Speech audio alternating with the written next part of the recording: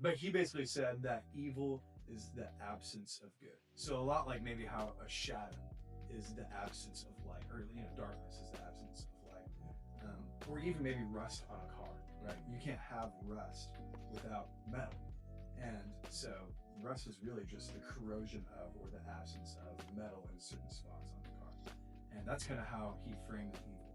And again, there are a couple different views on what evil may be, but in all of the views, one thing remains the same, and it is that it is directly opposed to good, and in in this discussion, directly opposed to God and His character as well.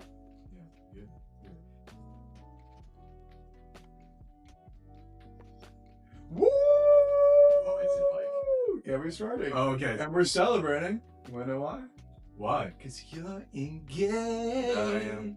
Yeah, By the you grace are, of dude. God, praise That's the Lord. exciting. Yeah, yeah. The most amazing woman in the world.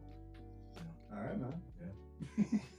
No, that's exciting. I'm very, very excited for it. I mean, I'll disagree. I already married her, but maybe like I don't know, a pretty good option from the rest that are available.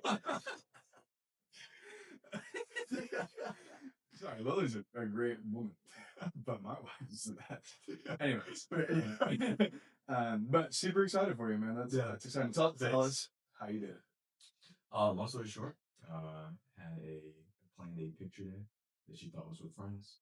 She pulled up to the location, no friends. It was your boy, and somebody taking pictures and popped that question. So, That's right. Yeah. Yeah, there you go. Yeah. Was she expecting it at all? No, not at all. So that was the best part. Like she That's didn't know so until interesting. getting there. Because she like, do you plan photo days often? Well, the photo that was with her friends. Like I had her friends picture. Oh, okay. Yeah. Gotcha. Yeah, because that'd be weird Yeah. for me. It would be. All right, man. That's Well, that's funny. exciting, dude. Yeah. Appreciate it. Got the big day coming up. Well, that's awesome. So you're a snapshot, man. Yeah. How's it feel? It feels great. Yeah. Great. How long has it been for you? We've been married for a year and 2 months now. Yeah. I It's think been you great. have so much wisdom. Oh, yeah. Here's a piece of wisdom. No, actually, I don't know. Maybe it's more situational. I don't know. Here's a piece of wisdom for you, I guess. Mm-hmm. Never stop dating your wife. Okay, cool. Yeah. Welcome back to the podcast. We're talking about the problem of evil today. Daquan is really into this discussion, as am I. And in fact, a lot of philosophers and Christian apologists, and just philosophers around the world, would say that the problem of evil is probably the biggest problem that Christianity has faced and grappled with um, over the course of history, even to the current day. And there have been many, many different ways that people have defined terms like evil and even defined terms like God in their debate about this. So let's go ahead. Let's present the problem for our audience, and then let's start to navigate this discussion together. Yeah. So like when we observe like our reality, what we are aware of is that there are certain evils that happen, whether it's done by other people or whether it's what some will call natural evil. So you have moral evil and you have natural evil. And then the question arises, why is it that all of these evils for centuries have happened, regardless of what kind of evil we're talking about, if a God exists? And so for some, this is very troubling, especially when that evil that they're referring to is maybe a loved one or a friend that is either suffering of some kind of illness or any kind of disease, or that loved one or friend passed away. Right. And so this question becomes very important for a lot of people. And I think it's a good thing we're talking about this because I think the problem of evil is not only important to wrestle with, just as an apologetic to maybe answer someone, but I think the problem of evil is important for all Christians to wrestle with because it's not a matter of if we'll suffer or deal with some kind of evil in our lives. It's a matter of when. Yeah, that's right. And you introduced two terms there that I want to quickly define. You mentioned moral evil and natural evil. Yeah. So what are those two, just so that we can kind of know that going forward? Yeah. So when people say moral evil, they're talking about, simply put, things that others have done with their free will that have negatively affected someone else, right? Okay, sure. More or less. And with natural evil, we're talking about things like tornadoes, hurricanes, earthquakes. Why is it that these things happen, right? Now, the way that you approach these two different things, or these topics are different, right? Because yeah, you would need different apologetics for each of these things, especially depending on who you're talking to and what their real question is, right? But yeah, though that's moral evil and natural evil. Yeah, and real quick as well, there's just so much nuance that has to go into this whole discussion. Whenever we talk about free will, there are a lot of people that hear that term and immediately go to this kind of soteriological or salvation specific view where we're talking about Calvinism versus Arminianism versus Molinism and stuff like that. And for the purpose of today, we actually have a difference in views, Daquan and I, on the nature of will and stuff like that. But for the arguments that we're going to posit today, actually, the idea of free will is something that whether it is libertarian or compatibilist free will, which again we'll go into this a little bit more later. These are things that broadly Christians over the course of centuries have agreed exist in some way. So again, don't just shut yourself. Don't just close your ears because you hear that term. We'll get into the nuances of that a little bit later on. But I do agree with you, Daquan, in that I'm from Florida and we have a lot of hurricanes down in Florida. And you can always tell who the tourists are around Florida and who the people are that maybe haven't lived there for a long time based off their reaction whenever a hurricane comes. Because some people know to prepare beforehand. They already have their hurricane food and water is kind of set up already somewhere, maybe in their basement. And they have the hurricane shutters that go over their windows and just all this stuff. Like they are prepared for hurricanes. And then there are some people who are not and who scramble to Walmart the day before trying to get as much supplies as they can, just like hastily trying to, in the midst of the hurricane, figure it out. And what we want to do as Christians and just as people who desire peace is to prepare our hearts and our minds for the storm that will eventually come. Because you're right, it's a matter of when, not if. And so whenever we do encounter this evil, whether it be natural or moral evil in the world, we want to be sure that we have a correct understanding of who God is and what his purpose may be for evil in the world. Maybe we can also define evil. Yeah, well, I think it's a great place to start for sure. And there have been obviously, a couple of different definitions of evil over the course of church history. But probably the most prominent view is the one posited by Augustine back in the 300s or somewhere around there. I don't know. I don't like church history. But he basically said that evil is the absence of good. So a lot like maybe how a shadow is the absence of light, or darkness is the absence of light. Or even maybe rust on a car, right? You can't have rust without metal. And so rust is really just the corrosion of or the absence of metal in certain spots on the car. And that's kind of how he frames evil. And again, there are a couple different views on what evil may be. But in all of the views, one thing remains the same, and it is that it is directly opposed to good and in this discussion directly opposed to God and his character as well. Yeah, good, good. So maybe like we talked about before, like this is an important thing that we all need to think about. Now, there are different world religions have different approaches to this question.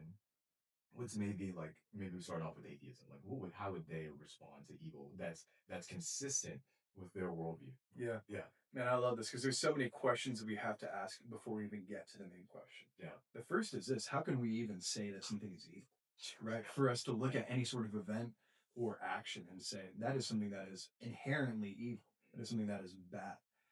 And for the atheists, they may say that it's something that maybe like disrupts society, or maybe on an individual level, it prevents me from doing something that I want to do, or something like that. There's a lot of different views of evil, but I would contend that is only the Christian worldview and the Christian God that is able to make sense of the categories that we use today, such as good and evil. Yeah. For an atheist or agnostic person to say that the Holocaust was evil, or that murder is evil, or that any of these other things are evil things, they are using categories that only make sense in a Christian worldview. Yeah. Because ultimately, we believe that God is omnibenevolent, that he is completely good, and that we can know what is good and evil by understanding his word and special revelation. And even etched on our hearts, we kind of understand this law, this moral law of what is good and evil. Yeah. And that's how we can make sense of good and evil.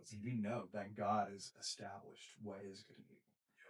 But for the atheist, I mean, they believe that they are just the result of many, many billions of years of evolution, that they are simply cosmic stardust bumping into one another.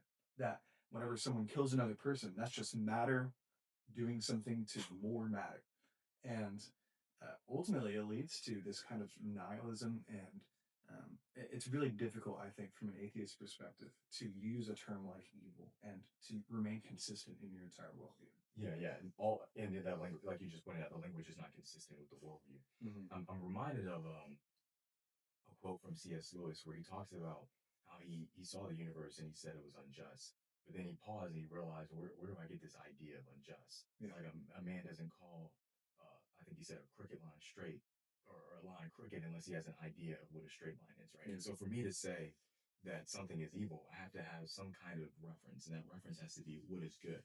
And then good cannot be defined outside of a theistic worldview. Like, where do you get this idea of good? And as you pointed out, you also can't get the idea of evil within that framework. So that's good. Absolutely, yeah, and there's other religions that, again, every single worldview must answer this question Yeah. of the problem of evil. So, how do other religions maybe, how is this solved by other worldviews? Yeah, and like you pointed out, yeah, other worldviews try to answer it, but we have to, with any worldview, we have to see if their answers are livable, eternally consistent, externally consistent with the way that reality works, and all those kind of things. And when we look at maybe, for example, Hinduism, they would say that because I would say ultimately what worldviews are trying to get after is maybe the sense of like justice, right? Yeah. Maybe you think evil's wrong and it shouldn't happen.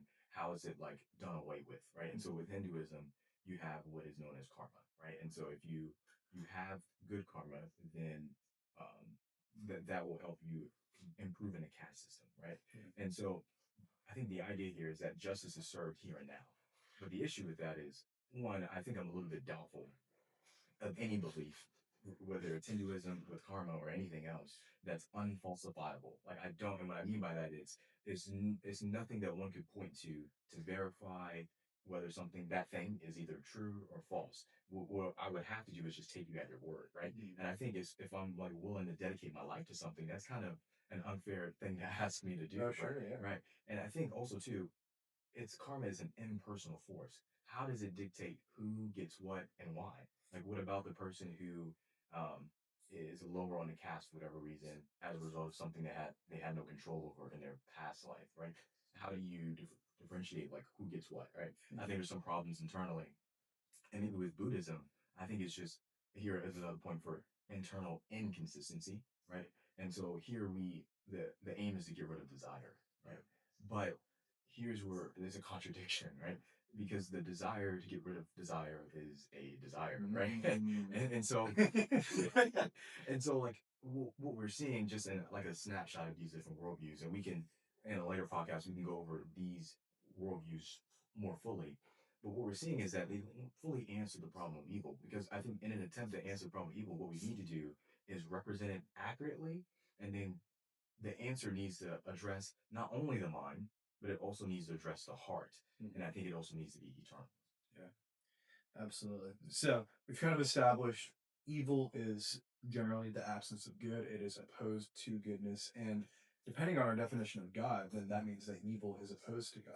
And the problem of evil states that it's this question: why is it that there is evil in the world if God is all powerful and it is all loving? Mm. And historical Christianity would say, yes, God is all good. He is all loving and he is all powerful. He's able to do anything and he is all loving and all good. So, if that is true, then how is it that there's evil in the world? Either God is not all powerful and he's not able to remove all the evil from the world, or he is all powerful, but he chooses not to remove the evil from the world. And some people would say that that is something that is cruel or evil. And because of that, it kind of shatters our understanding of who God is. Um, so, here's an example that I'd like to give as we kind of navigate our definition of God, even in this discussion. Our boss's wife, Lydia, is pregnant right now. And I think that they had a gender reveal party a couple of weeks ago. And it's a boy. So that's exciting. Anyway, so imagine that we were at their gender reveal party though, and they had some sort of balloons or something like that. They're gonna like start a cool forest fire that had the cool like colors in it and stuff like that. Yeah. That was either normally blue or pink to represent boy or a girl. But then they popped the balloons or they set the forest ablaze or whatever else, and it was brown.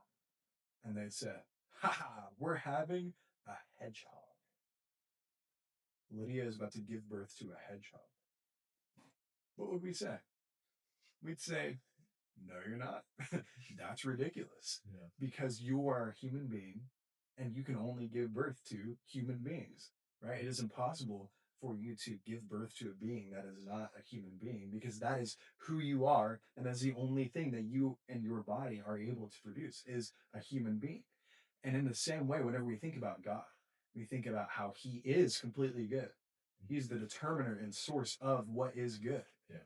For us to say that he is also the source of evil in some way is a category mistake. It's saying that he's giving birth to a hedgehog when he can only give birth to humans. You know, it doesn't follow that evil comes from God.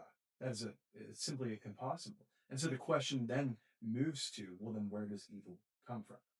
And that's the big question that we have to grapple with here. Yeah, I think my first thought when I hear the question is I'm thinking about James, right? James talks about how this comes from our sinful desires and it gives birth to like sinful deeds, right? And so I think that's ultimately where evil comes from. But again, that's that maybe only be referencing moral evil, right? But that doesn't account for what we would say natural evil, right? And so maybe how do we make sense of these things? I think moral evil is probably an easier one to tackle, just because again the loaded term, but you addressed it earlier. With because we have free will, we operate in ways that sometimes we shouldn't, and again that hurts certain people, right? And so we could say that God desires to use mankind to good and further his goodness. Unfortunately, it's because of others' rebellion and disobedience that just sometimes does not happen. Yeah. Right. And with natural evil, maybe we could say, um, well, there's a book called The Bible. It's awesome. yeah, the Bible, yes. Um, but specifically on natural evil, right? Which, by the way, I think we do need to, when we're thinking about this, especially when it talks in terms of hope and in terms of maybe why certain evils happen, I think scripture is the primary source and the best source for these things because I think it's even nuanced here. Like, is evil as a result of someone's sin? Is evil as a result of getting one's attention? Like, what is the purpose of evil in a particular text, right? We're thinking about Kings, we're thinking about Habakkuk, we're thinking about Job, like, and so on and so on, First Peter, right? But even regardless of what we're pointing to, I think there's hope within each of these things, right? Mhm. But going back to natural evil, um, is it because of our stewardship of creation? Like, are we doing things that are causing certain natural evils? Is a question we have to answer.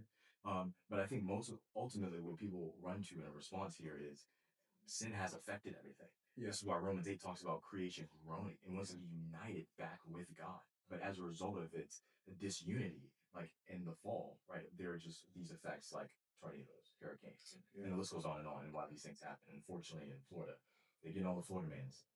Yeah, I call them a natural evil, honestly. Yeah, and so again, we come back to this core question: where does evil come from? And I think that it's pretty clear that it actually comes from humans. It comes from humanity. Yeah. And I want to take us back to the very beginning.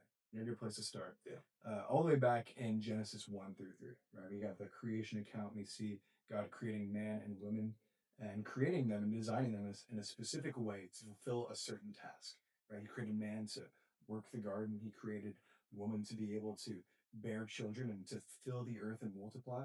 And he created both of them together to be able to honor God in their own relationship and for them to be able to walk with God in the garden and be able to abide with him and glorify him, right? It's so rich reading just those first two chapters and seeing God's design for humanity in that.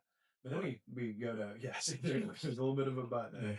And that's in chapter 3, where we see this account of Adam and Eve disobeying God.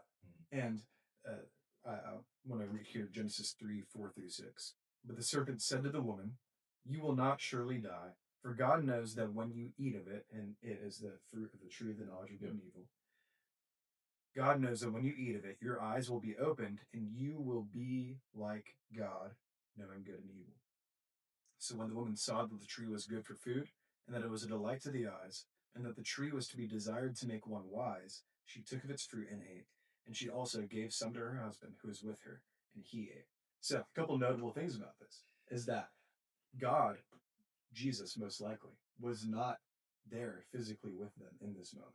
Right? We see that he comes onto the scene later on in the chapter. Whenever they recognize their nakedness, he calls out to Adam and says, "Where are you?" etc.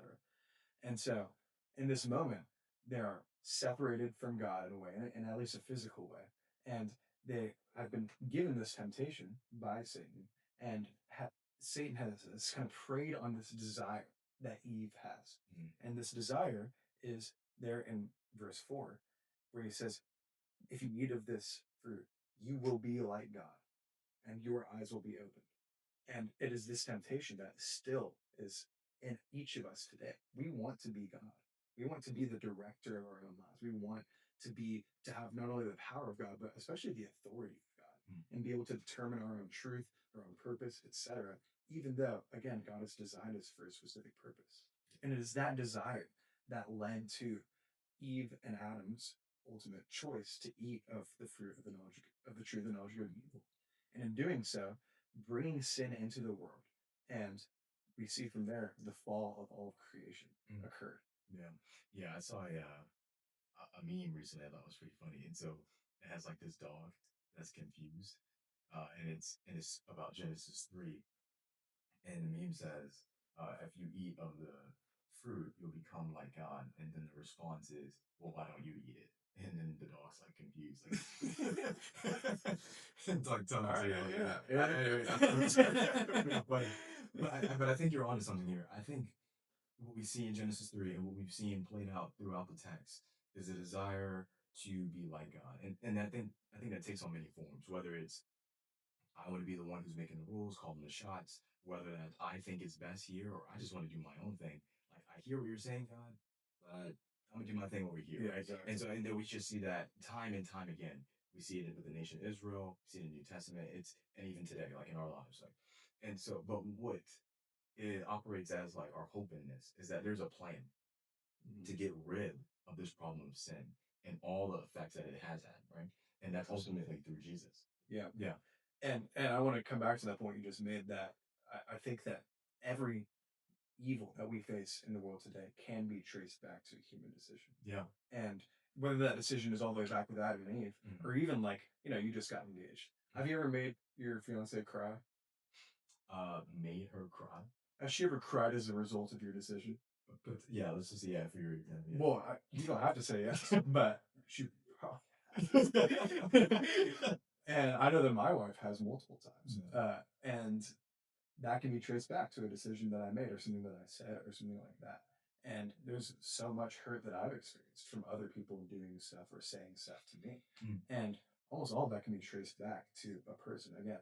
And so we have to recognize, like, evil does not come from God. Evil comes from humans. And all of us possessing this sinful nature, all of us possessing this overwhelming desire to be the God of ourselves rather than submitting to God, has caused this, this world to be so corrupted with sin and with evil. And I think that you're right, that it is interesting that even those that are not Christians, who don't subscribe to any sort of God, still look at evil and they say it's bad. And I think that it points to something even greater, and that is that we were created, I think, for something different than the world that we live in today. That we were, in a way, we yearn for the Garden of Eden. We yearn for being able to be in that right relationship with God and not to have to experience the evil that we brought upon ourselves. And I think that that just points to the way that we were created. And it's a really incredible apologetic tool to use, is to point to that desire that each of us have. Yeah, dude, I think that's good. Thanks, man. Yeah, I appreciate that. But yeah, so let's fast forward to Jesus here, okay. because there's a little bit of a parallel I actually want to draw here. In Philippians chapter 2, we have the Christ hymn. It's an old creed that Christians used to sing in the early church, even before the book of Philippians was written. It's found in verses 6 through 11. And in that little passage there, in that snippet, Paul writes, and he's again reiterating the words of the early church, saying that when Jesus came to earth, he actually emptied himself and not wanting to be like God, not counting equality with God as a thing to be grasped, emptied himself and took on the form of a servant, and then submitted to God and obeyed God to the point of death. And I think it's an interesting contrast there because we have Adam and Eve at the very beginning, who, in their desire and their pursuit of equality with God, of being like God, of being equal or on par with God, brought sin into the world. But then Jesus came into the world and did not count equality with God as a thing to be grasped, but rather submitted to God. And in that contrasting desire right there, Yeah. I think is where we find the difference in how we ought to live. And we also find the solution that Jesus brought for us. Because all throughout the book of Romans, we see that Adam, through one man, sin came into the world. Yeah. And because of that, all of us have this sinful nature. But then also through the one man, Jesus, who came into the world and sacrificed himself as a propitiation for our sins, we now have access back to that right relationship with God. And so there's the contrast there. Desire to be equal with God and desire to serve rather than be equal with God. Yeah. And so, Gideon, I think maybe some of our listeners are wondering, how do we communicate this like to someone, right? Especially with the initial objection you raised, God being good, all powerful, loving, but evil. Yeah, absolutely. And I think it's important to remember as we navigate this in actual discussions that we have, that this question very often is not some sort of logical question, right? Yeah. They're not Yeah, using yeah. like prong A plus prong B means that, and you're arriving at some conclusion. Normally, it's a very personal, emotional issue. Yeah. Because everyone in this world suffers in different ways, and very often what we find is that people maybe were raised in the church or they had some sort of religious background, but because they had to go through suffering, they no longer found their experience to be kind of fitting with the Christian worldview or something like that. And so this is often a very emotional issue, which means that we need an emotionally soft approach. We need to be gentle and respectful when we're talking about this, because very likely people will hear everything that we've said up to this point and they'll say, you know what, that makes sense, right? Humans did bring this into the world. And then using that same desire that they have for kind of the perfect life, the life devoid of suffering, and rather one that is full of hope and goodness and joy, is actually one that we can only find in relationship with Jesus. Yeah. And it is only there that we can find a purpose for our suffering. It is only there that we can find a future hope after we die of a life, eternal life with God that has no evil and no suffering in it. And I think that that is the greatest appeal that we can make to our friends and family who are going through this kind of question. Yeah, absolutely. I've said for a while that I think like everyone has different models and methods to how to do apologetics. And what I've always desired for the model that I'm actually using as we're going out and having these conversations is what I like to call applied pastoral apologetics, right? And so we know what apologetics is, and the applied piece is just us going out and implementing the things that we're learning. The pastoral piece is what I think you're getting at here. Not everyone needs some kind of like syllogism, premise one, premise two, conclusion, right? Yeah. Well, sometimes what they need is to be heard. Sometimes what they need is hope, a reminder of hope in light of the present circumstance. And I think the gospel, especially when we compare it to maybe other worldviews like atheism, agnosticism, Hinduism, Buddhism, Islam, and the list goes on and on and on, is only Christianity that offers hope. And I was thinking about this recently, and when, I think we're in apologetic circles when we're talking about the difference between the Christian worldview and other worldviews. Oftentimes, we think about maybe like the Trinity, Jesus dying on the cross, resurrecting from the grave, therefore defeating sin and death, and those things and more. It's true, right? But I think what's also true is that the Christian worldview is the only one that provides hope, right? Yeah. And I think there's a question that my mentor would often ask, and it's what's worse than suffering? And I would think like what the heck is worse than suffering, right? Yeah. Right. But the answer is suffering without hope, right? But what we see in Hebrews 11 is individuals who did not see the promise, right? But they went through great suffering. And now in Hebrews 12, Hebrews 12 they're described as this great cloud of witnesses, right? And they suffered so much, even when we go to First Peter, right? They're suffering in light of like the government and things that they're imposing on Christians. And again, it's in light of, it's in the context of all of this suffering that we get what we call the apologist rally cry, which is First Peter 3:15, Yeah. right? And at the end of that, it's gentleness and respect as we're giving a reason for the hope that we have. And so it's interesting to see that not only it the hope that we have in Christianity is unique to Christianity, and it addresses the existential problems and it meets the desires of our hearts. Yeah. And we're not the only ones that have gone through it. We see it in Hebrews, like I mentioned it back earlier. We can talk about Joseph. Honestly, Think about almost every person in the Bible. yeah, almost every person in the Bible, including you and me. Yeah. Right? Well, Yeah. we're not in the Bible, but yes, including us. Yes. Really? Yeah. No. I have one final thought here, and then I'm going to ask you one final question as well. But as we ask this question that has been echoing in the chambers of history, why do bad things happen to good people? It is so important for us to remember that there has only ever been one good person. Yeah. And that person is Jesus Christ. Yeah. All the rest of us have sinned and fallen short of the glory of God. And all of us deserve evil and suffering as a result of our sin. And the evil that we see in the world is often directly caused by sinful humans and stuff like that. And whenever we say, why do bad things happen to good people, it assumes that there are good people when there really are not. But this is where the hope lies. Yeah. Is that one good person, Jesus Christ, how the worst thing happened to him 2,000 years ago. Yeah. And that is a completely unjust punishment for sins that he did not commit. Yeah, he's the most innocent person there is. Amen. And he went to the cross and took on the wrath of God. He took on the punishment for our sins so that we could have this hope that you and I are talking about today. Yeah. And it is so important to remember whenever someone says, man, like, I'm a good person. How come these bad things are happening to me? Pointing and saying, there's a better person who went through far worse things than you and who did that because he wanted to give you hope in this situation. Yeah, praise God. And it is so important to point back to that example that Jesus set for us. We can explain how evil and a good God can coexist together. And we can explain what the source of that evil is, and we can explain all of that, but all of it is for nothing if we don't have this hope of an eternity that is no evil, but only us relishing and abiding in the glory and presence of God for all eternity.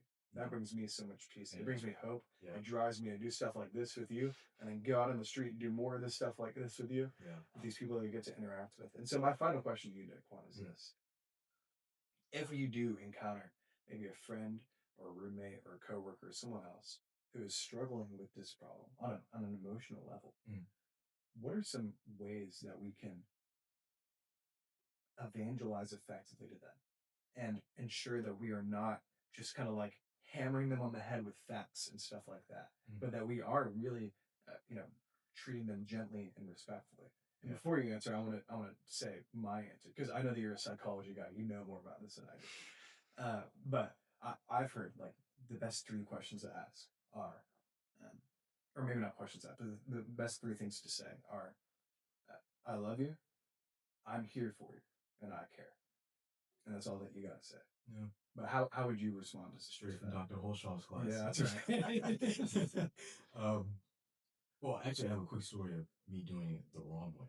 Oh yeah, that's a great way to learn. When I first started to learn apologetics, I remember going out and same mentor who asked me the suffering question.